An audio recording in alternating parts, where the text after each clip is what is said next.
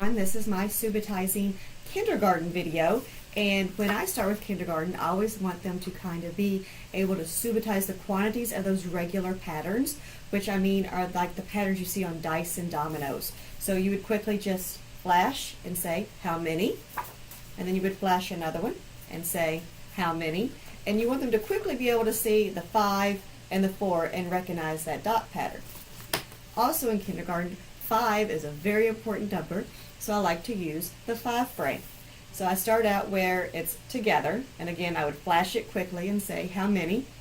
Then I would get kind of complicated when I'm wanting them to begin to decompose and put numbers back together and show them things like this and say, how did you see it? Because eventually they're going to start being able to say, I see a 2 over here and 1 over here. Well, they decompose to 3 to see the parts, and when they say, well, how many is that? And they say 3, they've put it back together.